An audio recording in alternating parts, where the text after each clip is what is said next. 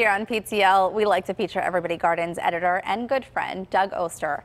Most of you know he's an excellent gardener, but did you also know he's a wonderful cook? Today, we find Doug on the road cooking with two of his favorite ingredients for the upcoming Tomato and Garlic Day at Phipps Conservatory. Thanks. We are at Phipps Conservatory and Botanical Gardens at the new state-of-the-art kitchen with Chef Amy Reed, talking about one of my favorite days of the year, Tomato and Garlic Day, this Sunday, 11 to 4 here at Phipps. Tell me a little bit about it.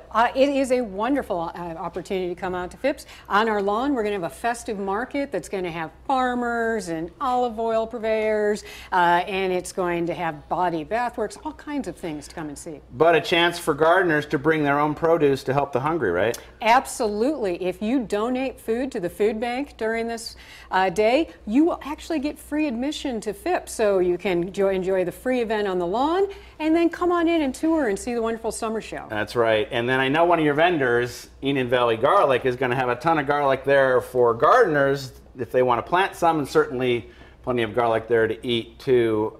I was going to say, don't let us chefs not get into the game. There's plenty to cook with. And people could sign up to come here to this kitchen and learn to cook a little bit, huh? Absolutely. It is the grand opening of the state-of-the-art teaching kitchen. We're really excited about it. We're going to have 3 classes on that day.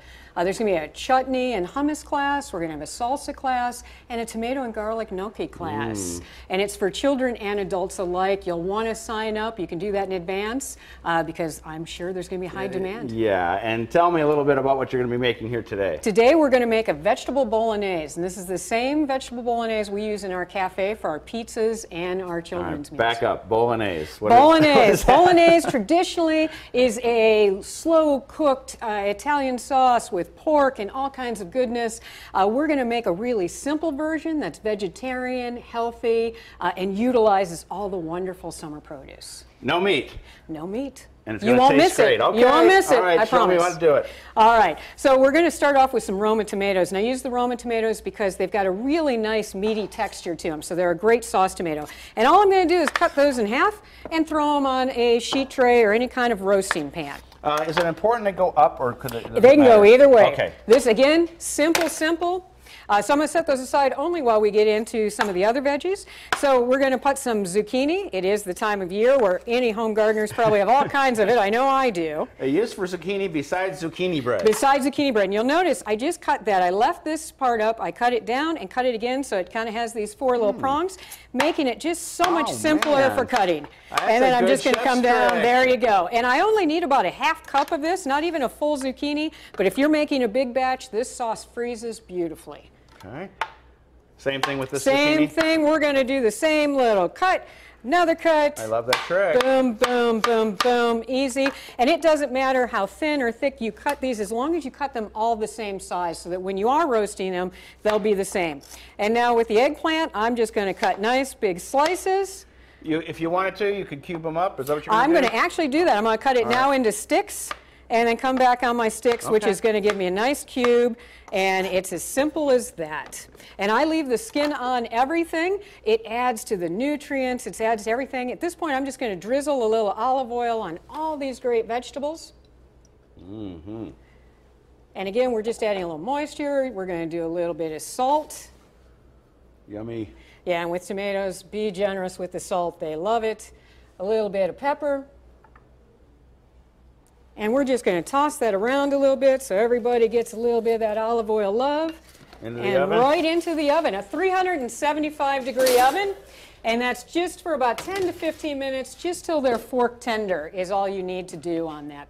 And that's a really good thing is if right before it's done, when they feel like there's still a little bite, if you pull those out, put a lid or something over top, the residual heat will take it the end of the way, and then you'll have a nice moist roasted vegetable instead of dried out, which sometimes can happen. Trick.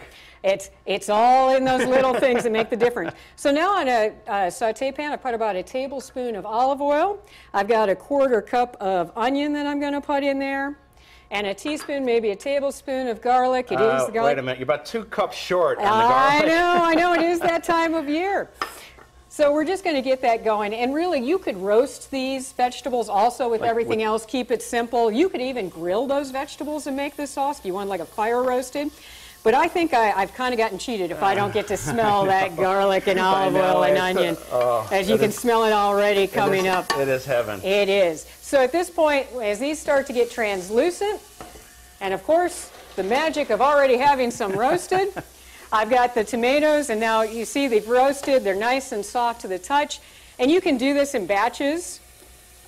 I'm going to put the tomato in the bottom of the blender, and that's because the tomatoes have more juice, and so you really want that on the bottom so that it gets blending. Another good chef trick. And again, you can always add water. Water is that secret ingredient that people get. If it gets too thick, you can always add just a little bit of water in there. And then we're going to put our eggplant, we're going to put our zucchini and summer squash, and everything goes into the pool. And you just blend that up, simple as can be. And make a puree, is that what you want? You're pureeing it up, and you can leave it a little bit chunky if you want. If you don't want any chunks, you can puree as much as you want. And all that's going to come over and lead to this sauce, which at the end, I'll usually put a little bit of fresh basil into, and that's a time where you want to check your salt, your pepper, make sure everything came out on that. We better do that. Let's give it a try. How are we doing? The tomatoes. Everything pops out, yeah. One thing I noticed, you didn't take like the skins and the seeds out of the tomato. I didn't take the seeds. Sauce. It's all part of it. Everything is usable. You know, when we're talking about environment, waste is always a thing.